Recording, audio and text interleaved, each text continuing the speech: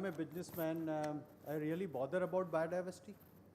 Now it doesn't matter whether I'm a SME or a big corporation. Something as esoteric as biodiversity really bothers me. So let us see, how the world has been changing. We have a lot of public pressures, as you can see, in all our facilities. Public is more vigilant today. More and more regulations coming every day. You won't see a day when there is no notification of MOEF is there. And every time they've been making the earlier one more stringent, strict. Resource intensive, all our operations, mostly the kind of operation we are in, resource intensive. We burn a lot of fuel. We need mining and all that kind of things. And also, why there is another driver that yes, if we want, these risks can be converted into opportunities, and that can be exemplified by many industries. And let us see how we have tried to do it. Biodiversity, as we see, is not just counting the species that may be there around. It is about also ensuring that this properly maintained if it is there, and focusing on to also the habitats, and in fact is a good corporate stewardship as we talk about, and let's see how that has been there. But before all that, also reminding us what the biodiversity does it, and Chairman mentioned about the eco services which have been there offered by the biological diversity, and it is having the direct values coming in the form of food, raw materials, water, genetic resources. Indirect values it has got, we talked about bees and pollinations, and water purification we have seen. In fact, all these distinguished panelists, they have simplified and made my work quite lighter. I can talk about all this now. Cultural services, direct and non-use of that, this has been there. And finally, the recreation value it creates, the biodiversity. But coming on to the experiences in terms of doing all this, Chairman mentioned that I should talk about that. So what we have tried to do is more of risk mitigation. And risk mitigation could be there in, you have seen just the non-product outputs, or what we call as the externalities, right? The waste and all that, they are there. And if we have been burning a lot of fuel, we have been having a lot of other materials having the externalities in the form of the CO2, the NOx, SOx, dust, and all that. So why not we would use, first of all, less and less of these resources, like fuel, fossil fuels especially, and then going on to something like replacing it with the non-fossil fuels. So like biomass, we call it a lot of co-processing of waste. They are there in terms of the, you have got a lot of industrial waste that goes into cement making, and the fly ash from the power plants, they have been there. And we are proud to say that we are one of those companies which are very high into utilizing the fly ash and making the PPC. Something like more than 93% of our all cement production is coming from PPC, where fly ash is being used. Other examples could be there, like the sea transportation, and less on the road transportation or rail transportation. Overland bulk conveyors are there, so you need not to carry the whole material from mines to the plant through the vehicles they have been there flying around. So all those kind of things which have been there, and that way we have got in terms of enhancing our value.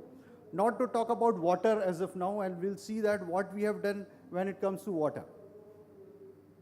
And someone talked about the life cycle approach, that it is not enough that we do all within our four walls of our operations, but also we have got a responsibility for our value chain or the supply chain. Then you have got the use phase of our product and disposal phase of product, and we have to ensure that all our phases of these operations, the biodiversity is getting protected.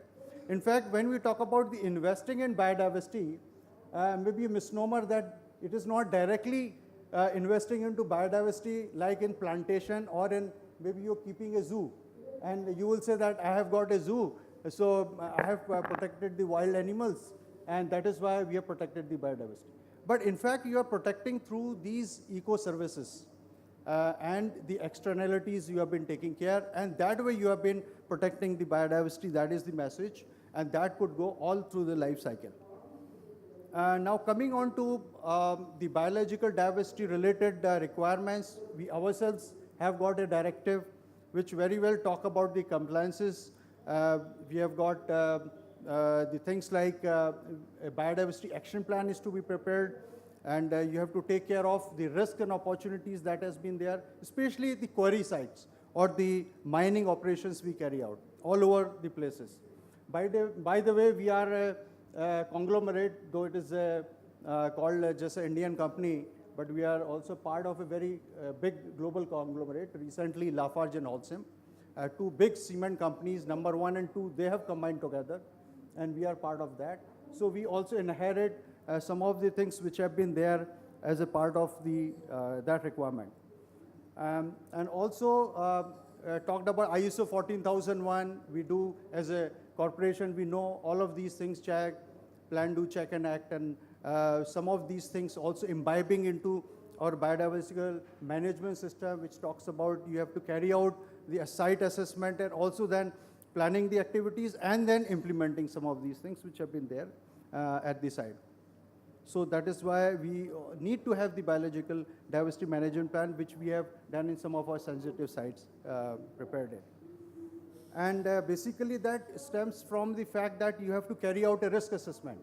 And risk assessment would be from the global perspective, that global designation of a site, whether is a IUCN red list is there of the species, or is a national requirement is there, or even local requirement. And from that perspective, we will identify the site to be a highly risk area or is a medium or low risk area. And thereafter, some of things GIZ also talks about it. And in fact, in IBBI, some of these have been, is imbibed in terms of when we talk about the corporations should take this approach in terms of doing this identification work and then coming out with a biological diversity action plan that has been there.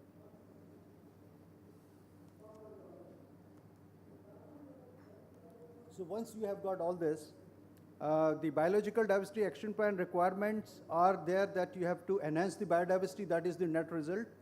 And has to be clear and measurable targets to maintain, improve, and expand. As I said, that you have to maintain it well. And for habitats, species, or natural process, and monitoring is based on the acceptable ecological standards.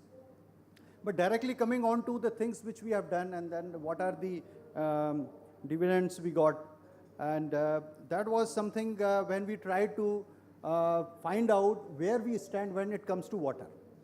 In fact, this was about 4 years back when we did this exercise. We have a history of something like 3 decades old, where in the community we have created some check dams, the dikes, percolation wells, spread channels, and all those. We have been there in those places like in the coastal area of Gujarat or in Rajasthan. They were constructed over the period of time in the community. And that was almost in like 2 to 3 decades we did.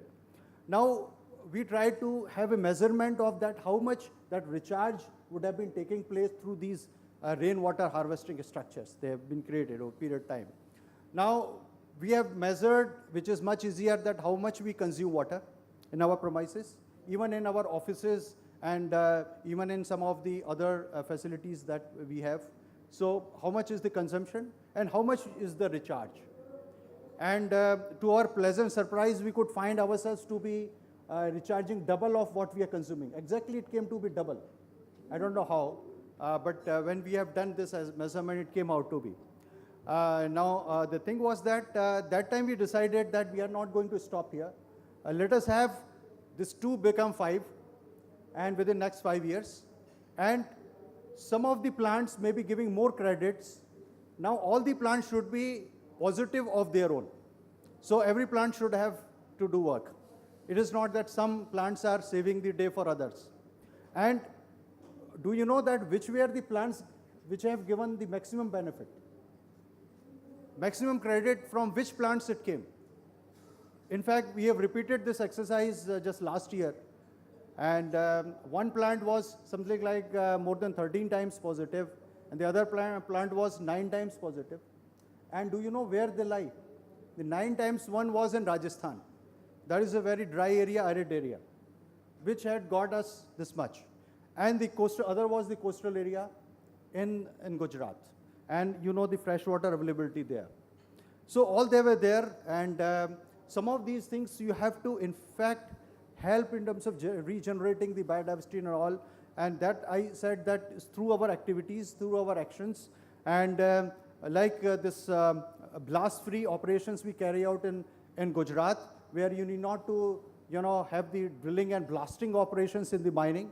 Rather, you have the surface miners. They have been moving. I'll show you the photographs on the surface and cutting the material. And then you can load it, so you need not to have the crushers, etc. And that has been there. Also, the transportation of materials, as I said, that through the bulk conveyors.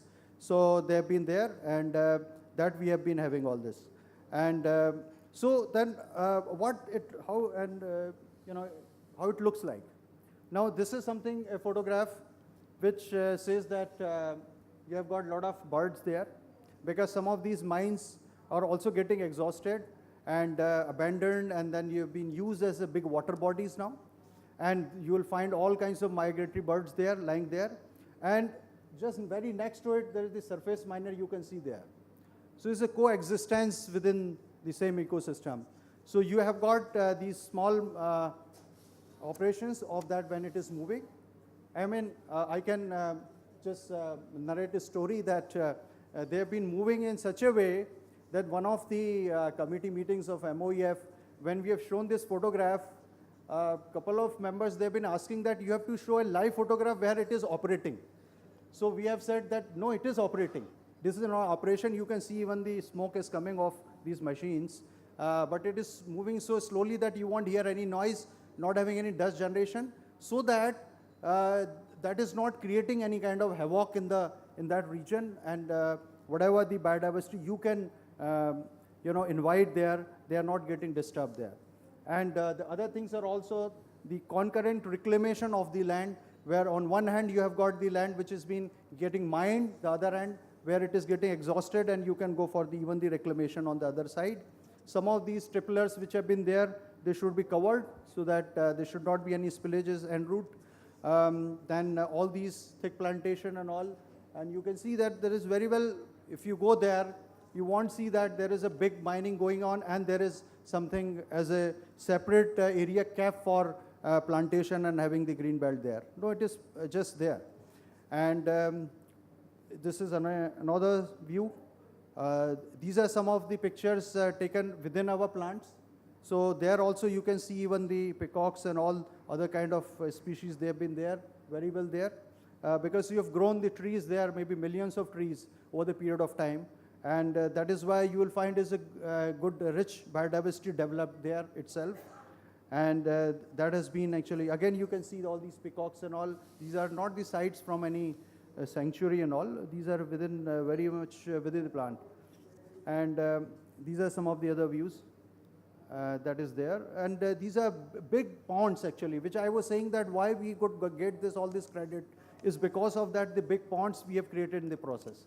And that has been used as, not as just a pond where the water is getting filled up. Even the villagers can take this water and can use a lot of purpose. For all our plant needs, we have been taking, in fact, this water only. And these are other, the spread channels and all, which have been created over the period of time for the community there. And in fact, this is another interesting story I would like to tell you, that the salinity which was there, and we have tried to track the salinity from 2001 onwards.